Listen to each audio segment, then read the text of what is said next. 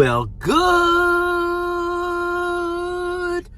morning, everybody. Yes, morning. I got it right today. Good morning, everybody. Game time, Brian, otherwise known as the mailman. Very sunny morning. Sunny but brisk. But sunny but brisk is good. Sunny and brisk is good, people. It wakes you up. I know one thing, Thomas Garrett. My arms, I haven't lifted in a while. And I did 3 different parts of my upper body. But I did 3 sets of 15 on each part. So what's that?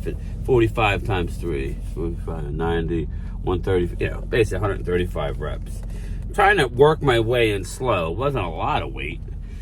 But man, 2 days later, I'm hurting. I do plan on going to the gym today after work. So I did navigate all the cars properly. So game time has survived.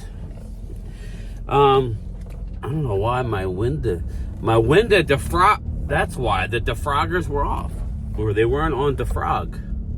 Okay, I don't need this on right now.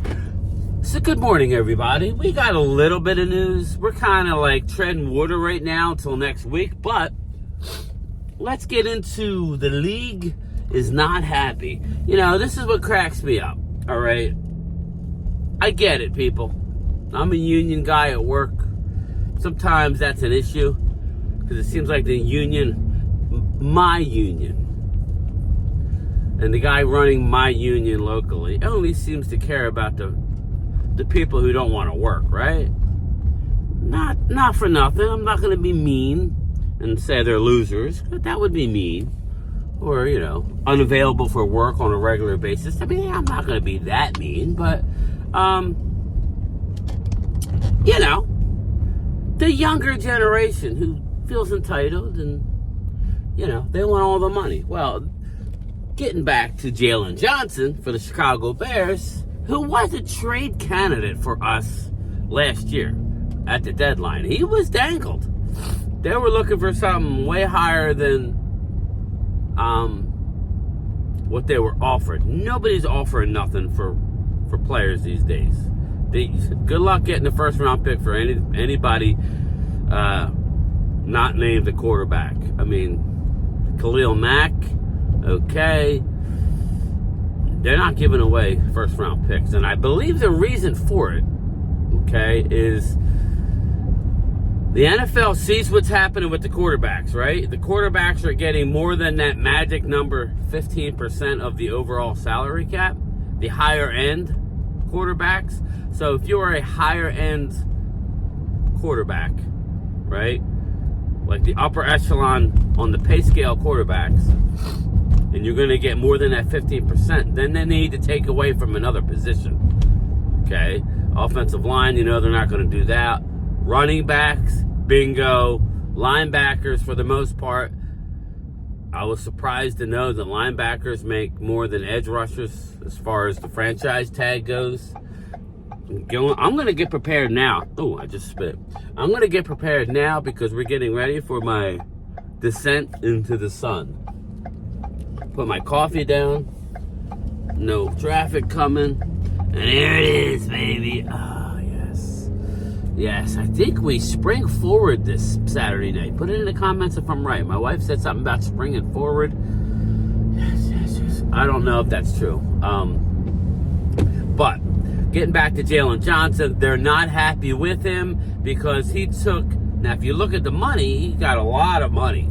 Millions and millions and millions. Millions and millions. But far below if they were to tag them.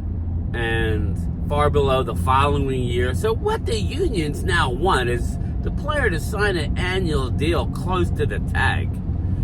If that's how this is going to go, and I'm not saying they shouldn't fight for every dime, then expect the league to get together and say, you know what? Linebackers, we got to play a little less for. And running backs, you got to pay a little less for. I mean, you see good players getting released. I mean, real good players. So the whole pay structure is, You know these owners, these rich owners do not want to get away from their formula. If they know something works or they think something works, Dak Prescott, if he gets to $60 million, will be, per Mark Holmes, I did not run the numbers. So we could praise Mark, or we could go after Mark if he got the numbers wrong. But he's saying he's gonna be over the 15% mark. But regardless, that's why I don't believe that Tony Pollard's coming back. I don't believe that we are gonna sign anybody of importance in free agency. I think we're going into the draft. Now, is that frustrating to me? Yes, very much so. I'm very frustrated because, I just was watching the draft show this morning from yesterday. Oh, and by the way, I am a few minutes late again for all you people keeping track. Yes, not real late. Probably 3 minutes late, 4 minutes late. It is what it is. That's game time's life. That's game time. That's how I roll. But I heard that Nick Harris, a shout out to Nick Harris, DallasCowboys.com. You're doing a great job. I wouldn't mind having you on my show, Nick. Maybe I'll have to extend you an invitation. We'll wait till after the draft and we'll pick your brains. I know this is a busy time for you. Really like the young kid. Think he's very knowledgeable. You'll see him look down to his notes, but everything's up here in his head, and I can appreciate that. That tells me he's doing his homework. But I digress. Nick Harris said, well, he believes that their all-in approach, he believes, is going to come from the draft. Well, Nick, I just praised you. Now I'm going to knock you down a rung. Hey, it's all good, man. But how the hell are we going to go all in on the draft when we don't have a 4th or a 5th round pick? Name me the last couple of 6th and 7th round picks. We're going to have 2 compensatory 6s, and we're going to have a 7th. Name the last 6th and 7th round picks who've had any kind of major role year 1 to be saying going all in. Name our 2nd round pick. Not named Stephon Diggs. Sam Williams. So that's going to be our all-in move this year. A team that's won 36 games in 3 years. Regular season games. We have a 1, okay. We have a 2. Our 2nd round picks have been hit or miss. Schoonmaker, was that an all-in pick last year, Nick?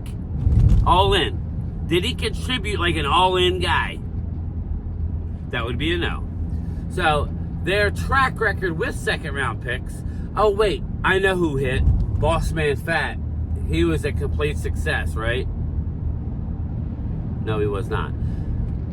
We got lucky on Trayvon because he just slipped through the cracks. Dallas wanted to draft Trayvon with their 1st pick, so it wasn't like it was a genius move in drafting him. It would have been negligent not to draft Trayvon Diggs. So, again, Nick, this all-in draft thing, I hope that's you and not coming from the top, man, because... Okay, 3rd round pick. Who was our 3rd round pick last year? I'll wait. 4th round pick? Oh, wait. That's it. Junior Fehoko. Hell of a pick. Oh, we don't have a 4th this year or a 5th. Now, we could trade down, which is going to then lessen the all-in-ness of the draft, right? I'm not saying you can't find some players, but to say that their idea of going all in is through the draft is laughable.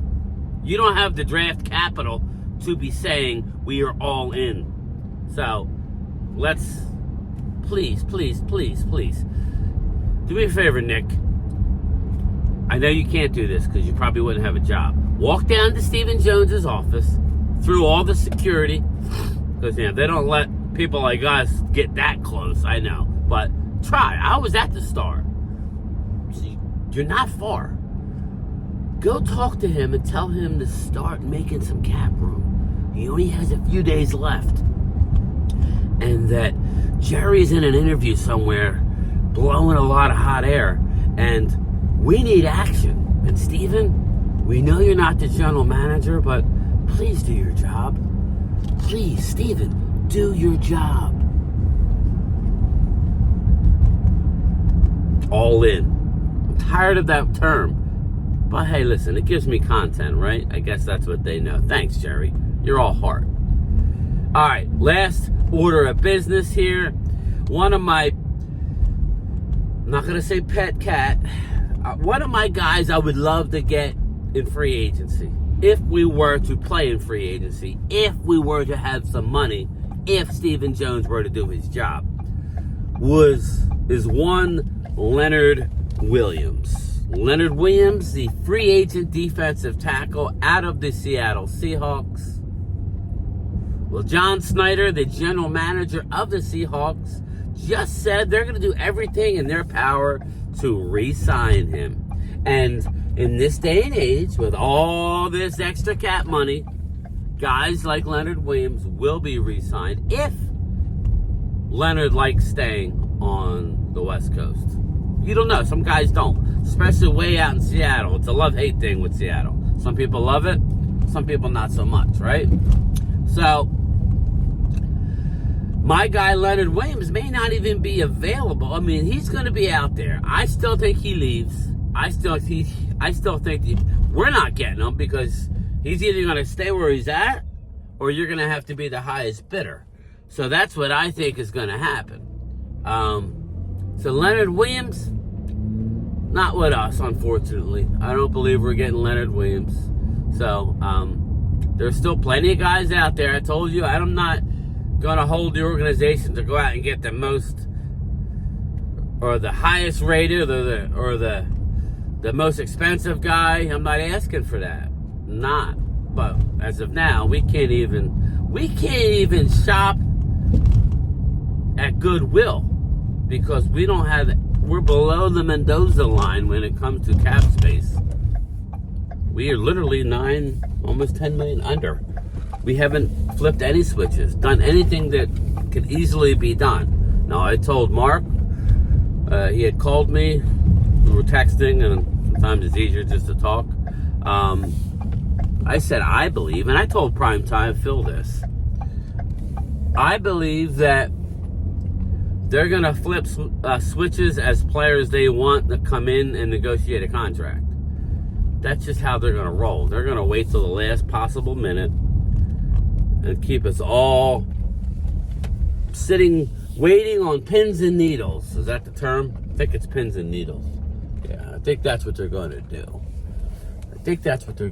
But nothing surprises me anymore, people.